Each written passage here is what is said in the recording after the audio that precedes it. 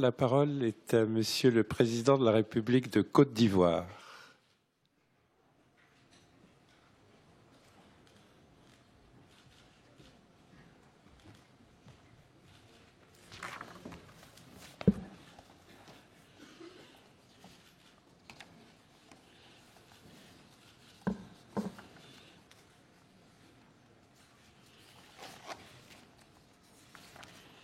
Monsieur le Président de la République française, cher ami, cher frère Ali Bongo et Macky Sall, ma chère sœur Ngozi, Messieurs et Mesdames les ministres, Monsieur Lionel Zinsou, président de la Fondation franco-africaine, Mesdames et Messieurs les participants, honorables invités, je voudrais dire un grand merci à vous, Président François, de m'avoir invité pour participer à cet important forum. Je pense que notre jeune frère Lionel Zinsou nous a tracé le cadre de ce que nous pourrions attendre de l'Afrique au cours des prochaines décennies. Et je voudrais le remercier tout particulièrement d'avoir attiré notre attention sur les remarquables performances du continent au cours des 2 dernières décennies. Je voudrais aussi féliciter mes amis Hubert Védrine et Jacques Attali pour leur rapport qui ont permis donc d'attirer l'attention sur les potentialités qu'offre le continent africain. Alors, François, je sais que vous devez partir à 11h30. Grâce à Lionel Zinsou, au lieu de prendre 1 heure de temps, je prendrai un quart d'heure, puisqu'il a déjà développé clairement tout ce que nous pouvions dire sur la situation actuelle de l'Afrique et sur les défis qui attendent le continent, notamment en matière de jeunesse et de réduction de la pauvreté. Et je voudrais surtout dire que, en fait, Lionel m'a demandé de parler surtout de partenariat public-privé.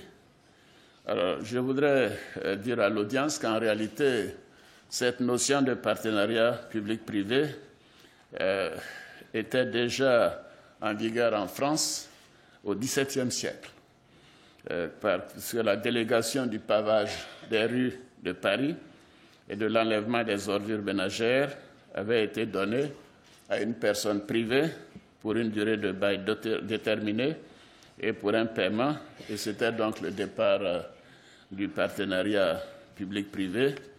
Et Houphouët-Boigny, en tant que ministre sous la 4e République, avait décidé d'un partenariat public-privé avec le groupe Bouygues en 1959, avant l'indépendance, pour fournir de l'eau potable à la ville d'Abidjan. Donc pour nous, le partenariat public-privé n'est pas nouveau et nous considérons que maintenant le continent africain offre de perspectives importantes pour que les entreprises françaises puissent aller dans ce domaine. Je ne reviendrai pas sur tous les atouts du continent qui ont été développés tout à l'heure par Lionel Zinsou, notamment la forte croissance économique, les potentiels en matière d'investissement, la population donc importante, la jeunesse, les nouvelles technologies. Mais les partenariats publics-privés ont fait leurs preuves dans le monde et aujourd'hui, tout le monde s'accorde à dire que c'est un bon levier pour accélérer le développement des infrastructures, surtout en Afrique. Ces partenariats offrent une plus grande souplesse des politiques budgétaires. J'ai avec moi ici le ministre du Budget. Alors pour la jeunesse, je voudrais dire mon ministre du Budget a 33 ans. Il vient d'avoir 33 ans. Donc c'est un signal fort que je voudrais donner à la jeunesse africaine. Alors c'est donc bien sûr, et il m'aide à bien serrer le budget. Je dois dire que je ne sais pas s'il est très populaire avec ses collègues. Alors, ceci permet donc de tirer profit aussi des capitaux et de l'expertise qui sont apportés par le secteur privé, mais c'est un domaine qui est assez délicat et complexe parce que, évidemment, le partenariat entre le public et le privé a priori, quand on tient compte de l'expertise des grands groupes extérieurs, l'administration en général en Afrique n'ayant pas le même degré d'expérience, ceci doit nous amener à nous appuyer également sur certains partenaires tels que la Banque mondiale et la Société financière internationale du groupe de la Banque mondiale pour nous aider à mieux négocier les termes de ces partenariats. Alors, nous avons noté que la forte croissance que connaît l'Afrique au cours de ces dernières années fait que les besoins d'investissement en matière d'infrastructures seulement sont évalués à 100 milliards de dollars par an. Et en réalité, les ressources publiques intérieures et extérieures ne peuvent fournir que 50% de ce montant. Ceci veut dire que, bien sûr, le partenariat public-privé peut apporter le complément. Et l'Afrique doit combler ce retard si nous voulons parvenir à l'émergence, puisque ceci est l'objectif de beaucoup de nos États. Alors, je voudrais donc insister sur le fait que c'est le bon moment d'investir en Afrique, parce qu'il y a une amélioration de l'environnement sociopolitique. 48 des 54 États africains ont connu des élections démocratiques depuis 2005. C'est tout de même pas mal pour une nation qui a qui a à peu près en moyenne un demi-siècle d'indépendance. La quasi-totalité des pays africains ont entrepris des réformes institutionnelles pour le développement des infrastructures. Et quelque chose d'assez remarquable, c'est de noter que le taux de défaut de remboursement des prêts projets en Afrique est le plus bas dans le monde, de 0,7%, alors que selon Moody's, ce taux en 83-92 est de 1,9% au Moyen-Orient, 5% en Europe de l'Est, 5,1% en Europe de l'Ouest et 6,8% en Océanie. Et donc, c'est dire que l'Afrique a fait quand même des progrès considérables. Donc, mesdames, messieurs, vous pouvez investir en Afrique sans trop de soucis, puisque... Alors, évidemment, parlant de l'Afrique, c'est très bien, mais mes chers collègues me permettront de faire un peu de publicité pour la Côte d'Ivoire, parce que c'est notre rôle aussi. Et en fait, je le disais tantôt que la Côte d'Ivoire a opté très tôt pour le partenariat public-privé avec le groupe Bouygues, la SOR en 1959, quand l'eau a été privatisée pour donner de l'eau potable à Abidjan. Et grâce à cela, nous avons fait des progrès importants, puisque dans très peu de temps, dans tout le pays, dans 2 ans, il y aura de l'eau potable sur l'ensemble du territoire ivoirien. Nous avons également fait des partenariats privés-publics quand j'étais Premier ministre avec toujours le groupe Bouygues pour l'électricité, en privatisant la compagnie électrique de l'électricité de Côte d'Ivoire, qui est devenue la compagnie ivoirienne d'électricité, ou encore avec le groupe Bolloré, avec la Citaraï. Donc, ce sont des cas de partenariat public-privé qui ont été de véritables succès. Et je voudrais donc encourager d'autres entreprises françaises à nous faire confiance et à venir investir en Côte d'Ivoire. Dans ce cadre, nous avons d'ailleurs décidé d'accélérer la réalisation de projets sous forme de PPP. Nous estimons que ceci nous donne, comme je le dis, plus de marge budgétaire et également plus d'expertise et de célérité dans la gestion des investissements. C'est ainsi que nous avons créé un cadre institutionnel, un cadre de pilotage des PPP rattachés à la présidence de la République. Nous avons également renforcé le centre de promotion des investissements en Côte d'Ivoire, que beaucoup d'entre vous connaissez déjà. Et j'insiste sur l'amélioration de l'environnement des affaires et le climat de sécurité. D'ailleurs, en matière de réforme, la Côte d'Ivoire fait partie des 10 premiers pays réformateurs dans le monde.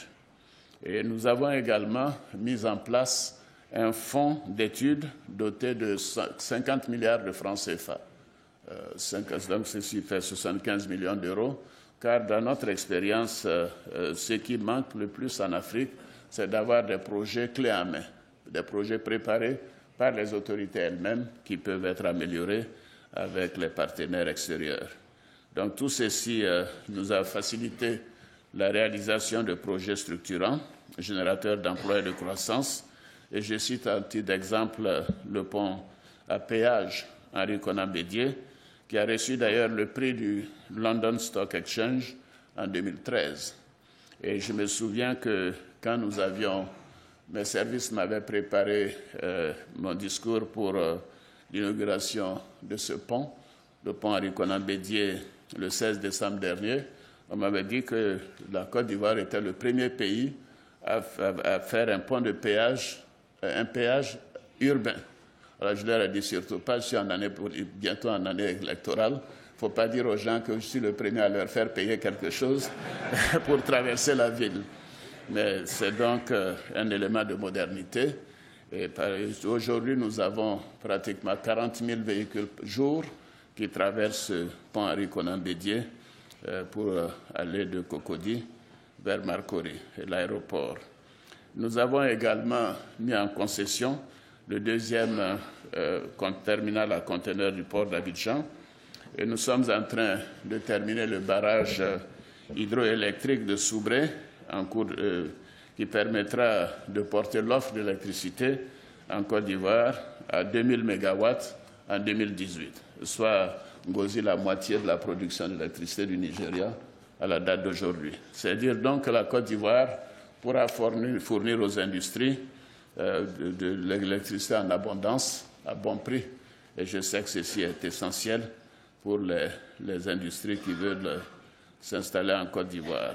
Nous avons une dizaine de contrats en PPP qui ont été signés et qui connaissent un début de mise en œuvre. Il y a d'abord la collecte et le traitement des déchets solides et ménagers assimilés, qui a été remporté par une entreprise américaine, Wise. Là, je suis désolé de dire qu'aucune entreprise française n'a participé à cet appel d'offres et j'en étais fort navré. La concession du transport public lagunaire, le métro d'Abidjan, qui commencera bientôt, et la mise en œuvre d'une zone industrielle, d'ailleurs, où les terrains sont fort demandés. Donc, c'est dire, chers amis, les entreprises françaises, je vous encourage à venir en Côte d'Ivoire, à nous faire confiance et à faire preuve de beaucoup plus d'agressivité, car l'environnement est favorable et donc les entreprises françaises ont certainement une certaine meilleure connaissance du pays et de l'environnement des affaires que les autres entreprises. Je demande bien sûr, je vois mon jeune frère Diagou, donc le président du patronat ivoirien qui me regarde avec de gros yeux, je vous demande aussi d'investir en France, mes chers jeunes frères. Il faut que ce soit un partenariat gagnant-gagnant pour les entreprises. Et Monsieur le Président, je voudrais vous remercier et dire que nous connaissons votre attachement à faire en sorte que les questions sécuritaires en Afrique soient prises en charge par les Africains avec le soutien de la France, car sans sécurité, il n'y a pas de développement. Je voudrais vous rendre hommage pour le travail important que vous faites pour la sécurité en Afrique, mais également dans le monde. Nous sommes très heureux de cela. Merci beaucoup. Je voudrais maintenant inviter les entreprises françaises à faire preuve de beaucoup plus d'intérêt et d'agressivité. Car vous savez, ces gens du Fonds monétaire et de la Banque mondiale dont j'ai été insistent sur les appels d'offres et par conséquent, les questions de gouvernance nous obligent à ne pas tenir compte de ce que le cœur nous recommande. Donc, je vous demande de venir nombreux et vraiment de vous intéresser, d'être beaucoup plus présents dans les appels d'offres, car nous savons que ce sont des entreprises de qualité, les grandes comme les moyennes et les petites, et que nous trouvons ici, avec qui nous avons des relations donc, de gestion qui permettent de former nos jeunes. Lionel Gensois a parlé de l'emploi des jeunes, c'est essentiel pour nous. Et les entreprises françaises peuvent nous aider énormément dans ce domaine. Et bien évidemment, avec les taux de croissance dont nous avons maintenant la capacité de réaliser, de 9 à 10%, nous pouvons faire en sorte de réduire très rapidement la pauvreté. Donc, Président, merci encore pour votre invitation. Félicitations à Lionel Gensou et nous sommes avec toi. Merci beaucoup.